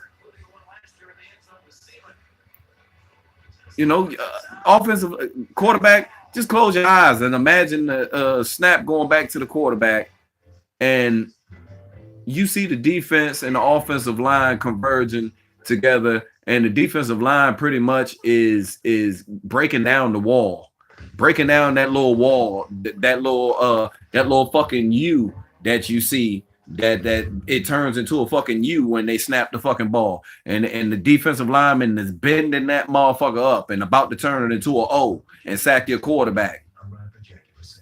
Will you imagine your quarterback stepping up in that pocket and breaking, and everybody is and about 6 or 7 men are behind him? There's only fucking 5-6 players left. He's running. It doesn't happen here. It doesn't. But it can. But some people don't want it to. It doesn't. It doesn't. I don't think some Giants fans like a running quarterback. I think we've never been used to having a running quarterback, and I don't think a lot of Giants fans want a running quarterback. I don't think they want him. I'm okay with a pocket quarterback, but you better be a damn good pocket quarterback. Not just a regular backup, not backup, but regular pocket quarterback. Some fucking Joe Flacco shit. Not just that. You better be a damn good pocket quarterback. A Drew Brees, a fucking Aaron Rodgers type pocket quarterback. Somebody who's smart enough to fucking get your offensive line up to the fucking line and snap the ball because your defense is too slow getting the fuck off the field. Outthink the other team. You better be that type of quarterback. Not get delay a game calls when the clock is fucking right in front of you and behind you, and you got fucking goddamn 40-something motherfucking players on the sideline. Fucking ain't nobody fucking calling timeout. They looking at the same bullshit while I'm out here in Virginia fucking spilling beer every fucking where and yelling at the fucking TV screen. Nobody seeing the clock. Ain't nobody in the fucking stadium even say, I can yell timeout from the fucking stands if I'm there at the fucking game. I'll throw the fucking flag myself. Stupid shit. Fuck clock running down. Roethlisberger and Smith-Schuster having a little word after that interception. Who was that on, Tony? Well, right there. That's on Penny. Those 2 turnovers today from Eli hurt us, though. They hurt us. Ultimately, I think we was gonna lose anyways, though, from how the game was going. They dominated. We never actually retook that dominance and gained any momentum at all. We weren't able to get any turnovers from them at all, and we weren't able to gain any momentum. When we did get any momentum, it was after the first half had ended, and we came into the second half, and we drove the ball down the field. But Eli ended it with the interception and took away the field goal chance. So, yeah. Gone with the win. Gone with the win. Eli just old, man. I would call Eli trash bag juice, but people get mad, man. People get upset and mad. Fuck him. Eli can be good when you give him everything that he needs. But we're not as good as we need to be right now either for Eli where he is at this point in his career. At this point in Eli's career, where his skills have diminished and you know his long ball doesn't look as good. You know his feet doesn't look very good back there when he's back there in the pocket and he's trying to look through pressure around him, but still keep his eyes down the field. He's not looking good doing that now. But the pieces that we've got around him, we've got some good talent. But I don't think that we've got everything quite around him that he needs to be successful right now. We still don't have everything we need around him. Yeah, he coming back next year. The reason why he's coming back next year, like I said, is because there's 2 different Giants fans out there. There's 2 different Giants fans. There's Giants fans that's Eli, dependent, They still think that everything that happened back in them days when we were, making it to the Super Bowl, they think it happened because of Eli. And even if they don't actually think that, and that's not a fact, they think that, if the Giants in 1 year, just like they did this year, I mean, this is the first year after we didn't switch coach and system on offense, system on defense. Or scheme on defense and system, offensive coordinator, defensive coordinator, GM. And in the first year, a lot of us Giants fans were excited about the start of this year once we drafted Saquon Barkley. And like myself, we were confident that, Eli could, after having the year that he had last year, we were confident that Eli could come out this year and be serviceable, not be horrible, but just you didn't have to be, Pro Bowl worthy Eli. You just had to come out and not hurt the team, and allow for us to figure out what we got because we've made a lot of changes. This year was about finding out actually what we had after a lot of these changes and going 3-13. That's what this year was actually really about. A lot of Giants fans forget that, and we start the season off, and it's like we're a lot of Giants fans and like New Yorkers in general, they're expecting too much. They're expecting way too much, from switching up your whole offensive line other than 2 people. But Eric Flowers was one of them that didn't get changed. He went from the left side to the right side and wasn't no better. Then Gettleman had to realize he made a mistake with Patrick Omameh. Okay, he fixed that mistake and got rid of him. Then Jalapeno got hurt early in the season, or it might have been in preseason. I can't remember exactly, but he was out very early, gone. And that changed up at the center position after we had already gotten rid of Jones, who was our backup center at the time. There's a lot of things that happened. Getting rid of Snacks Harrison and Eli Apple in the middle of the season, I'm still good with. Snacks Harrison, it's not hard to find a defensive tackle or a run stuffer in the draft. And that's all the way down to the 4th or 5th round. You can find a run stuffer in the draft, no problem. And he can be the best run stuffer on your team or in the league, no problem. A defensive or somebody that's supposed to be a run stuffer. My battery about to die, but somebody that's supposed to be a fucking run stuffer that is always taken out on third downs because they're not running the ball on third down. His value for how much we was paying him, it doesn't match that. So we got rid of that contract. We are still a team that has to build up on draft picks, and we're still a team that has to come out here and still make roster moves to make this team better. And all of that is a part of that. The Eli Apple situation was a little more skeptical just because of the reason that Eli Apple is young and he was drafted at where he was at. But that draft position that he was drafted at was an obvious mistake. That was an obvious mistake. Now, Gettleman had to take the grunt for that because he's still on your team, but he had to find a time to be able to get rid of him. And it was the best time to get rid of him was mid-season when another team needed a cornerback. I think if this season would have went by and we still had Eli Apple on our roster and this season went by and it was leading up to, whatever, anytime during the offseason or leading up to the draft, we're not going to be able to get rid of Eli Apple. Nobody was going to take him. The Saints took him at that time because they realized that a couple people got hurt and they was getting banged up and they was like, oh, they're going to give up a performer. Well, he does have these attributes and he's young. That's the thing that helped him. He was young and he can run, and we just got to coach him and teach him. He's not doing shit with the Giants, but as the Saints can see right now, that Eli Apple is not worth a motherfucking thing, and he's gonna get you in a whole lot of trouble out there. You guys better watch the fuck out. That motherfucker will hold anybody that's close to him. Pass interference, illegal use of hands, doesn't matter. He's horrible. So it was an absolute mistake that we drafted him number 10 in the draft. But we're making up for some mistakes. We're taking some losses still, but we're going to be able to move forward and build enough cap space, hopefully, to make some other necessary moves to keep us going in the right direction.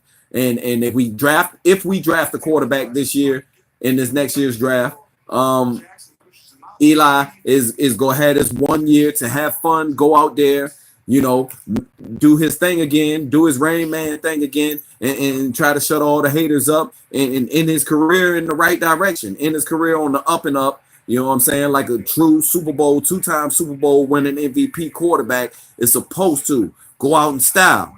Do it. But like I said, get all the other pieces right and together too. So by the time this new quarterback does come in, that we get next year or the year after that, whatever. But when we get this new quarterback and he comes in, make sure the rest of this team is right for this young dude so he can come in and have a good chance at being successful, like we did with Eli when Eli came to us. Eli didn't just come in blinded. Eli had a running game with Tiki Barber. Eli had an offensive line. Eli had some wide receivers, and if he didn't have wide receivers, we went out and got wide receivers the next year with Plaxico Burress. We went out and made moves. We went out and got him a middle linebacker, Antonio Pierce. We went out and got him safeties and shit like that to go along and play on defense, and we got some good draft picks. So don't do the next quarterback like that either. Make sure we build it up right so we can get this young dude started in the right direction. But shit, my fucking battery about to die, man. Fucking 14% charge my shit up. Ah, man. Anybody got anything to say before I leave off of this joint? Titans O-line beat out young D-line group. Yeah, they did. They beat us up pretty bad today. And physically, they out-muscled us, man. They out-muscled us. Tennessee, they had some big boys out there. I don't know what they eating, but they was pushing the shit out of my players today. So I didn't appreciate that. We got bullied, man. We gotta get better. But I'm not worried about the Titans. That's some AFC bullshit. We don't play them all the time. We got to get better in the NFC East, and the conference all around in the NFC. The Packers not going to stay down for long. They're going to be looking to come back after getting rid of Mike McCarthy and them having a bad season this year. And Aaron Rodgers still out there fighting through injuries but want to play and all this stuff. He's shortening his career up basically for all the shit that he's doing for Packers fans. But people don't sit there and realize that. But they're not going to sit down there the whole time. I think this year what went on with the Bears has been a fluke. I think it's been a fluke. I don't think if the Bears don't do something this year, they ain't going to do nothing for the next 5 years. They ain't going to do shit. That's my honest opinion. The Bears ain't shit. The Vikings, they ain't shit. As long as they got Kirk Cousins, they ain't shit. The Saints, This is y'all year if y'all want to get it done and do something. The Rams, this is y'all year if y'all want to get out there and do something with it. You know, if the Cowboys make it to the playoffs and they do what they're supposed to and they make it to the playoffs, you guys are going to have a good opportunity, just as good as those other top teams that I say in the NFC to do something. But you guys are the Cowboys, and you always fucking fall flat like you did today against Andrew Luck. Whooped your motherfucking ass out there. Shut your mouth, Simons. Shut your mouth, Lazy Loke. Shut your motherfucking mouth, Cowboys legends for whatever the fuck your name is, your old spice looking bastard, your oatmeal eating old folks home, goddamn depends wearing ass nigga. Shut your motherfucking mouth up with that bullshit. Cowboys Crusader come around for all these fucking videos now all of a sudden because your fucking team been winning. Get your motherfucking ass the fuck up out of here, you disloyal bastards. Shut up. Shit. And congratulations to the Cleveland Browns. Thank you for Saquon Barkley, though. Appreciate Saquon Barkley. Love y'all for I love fucking Browns fans. Love Browns fans. I love them. Shout out Crazy Dog. One Crazy Dog, whatever his name is. Shout out to the Browns for letting us get Saquon Barkley. And shout out to y'all for winning y'all 5th game of the season and being in the goddamn conversation down to the wire at the end of the season. That's big improvement. Shout out to Baker Mayfield, best quarterback out the draft, only quarterback out of last year's draft that you would want on your team. And shout out to the Browns for giving us one of the most amazing running backs to come out of college in years. Appreciate y'all. And we gonna benefit from this shit going forward. If he can do this in his rookie season, I can't wait to see what's gonna be going forward with the amount of talent that we got and having this season under our belt and coming into, another season with knowing what we're doing, already just hitting on all cylinders, not starting from a learning process, not starting week 1 from a learning process, starting week 1 from a almost from a playoff mindset, like we know what we got to do and let's go out and do it, play fast and get after it. That's what I want to see. So let's go. I'm trying to hold on, man. I'm almost at 2 hours on the fucking stream. My battery is still dying. Hey, happy holidays to you too, Neil, man. You and your family. Happy holidays, Jeff. Show Intelligence. Anybody who chimed in on the stream, man. I know I got a couple of faithful guys out here that like to stay tuned when I get on shit, man. So like I said, I'm gonna do a little better, man. I try to be as real as I can, but like I said, y'all be prepared for people to come out and act like they didn't see Eli come out and play a bad game. I said I understand why receivers drop the ball, but don't exclude Eli. Don't say, well, you guys are dropping the ball all day. That ain't had nothing to do with the ball coming out of Eli's hand and his decision to throw an interception when we had a chance for 3 points, down 7-0. Didn't have nothing to do with that. Didn't have nothing to do with Eli trying to switch the ball instead of taking a sack, and we down there backed up to the 10-yard line right there, but you fumbled the ball. Had nothing to do with the you're gonna hear it though. You're gonna hear it from some of the faithful, some of the people that watch the game the other way. I don't know. They watch the game this way. Way over there. They the game on here, but they over there. They right there. The game be Eli be right here. Them niggas be over here and all up here and shit and all over the place. I don't know. But you will hear them come out and say it. And I'll be like, damn. So everybody else was at fault except for Eli, huh? Because they didn't do their job. It's a sad situation, man, when people can't let go. And it's getting sadder.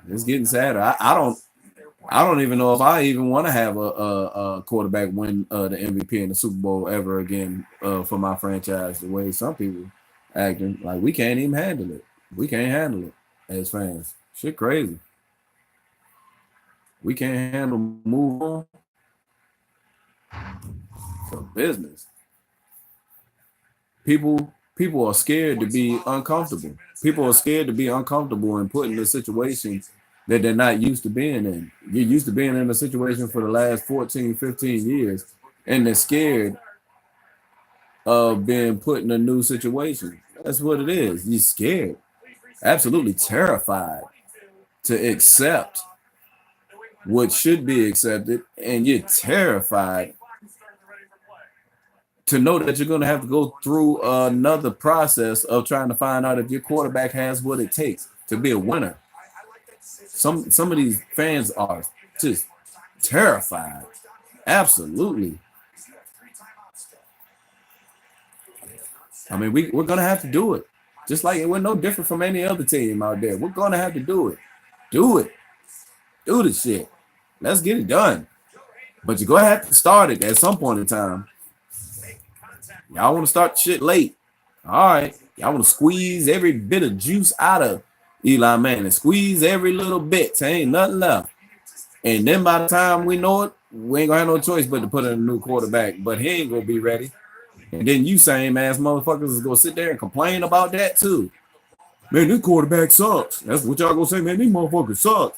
Not only did you not give him a chance, and the motherfucker might have his first or just his second start, but y'all drained every bit of juice you could out of Eli and kept him from even getting his experience. Then you go complain about him when he come in. Like I said, I know how y'all do. Y'all double standard. Y'all ain't fooling nobody. I know exactly how y'all do. Horrible. But then if he come in and he play good, y'all gonna be the same motherfuckers. Hop right on that motherfucking bandwagon. Hop right on the bandwagon immediately. Whatever. I'm gonna get up off here, man. I get up with y'all later, man. Peace out to all my folks out there, man. And stand up, Giants Mafia. I don't give a fuck if we lost today. Still stand up. We got some shit coming for their ass. Let's get this last game of the season. I'm overlooking the Colts game. Fuck the Colts game. I don't even care about that. The Colts can win. God damn it, you knocked my beer over. Get your ass out of the way. You little biatch. I'm sorry, my bad. That was, I hope Petter don't see this. That was horrible. Smack my dog. Stop it. Knock my beer over. But I'm gonna get up with everybody, man. I get up with y'all a little bit later. I got the fucking mess to clean up now. Thanks a lot. Little bitch.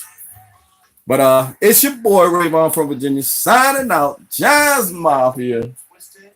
5-9, but I'm up out of here and I'm still feeling fine. Gone.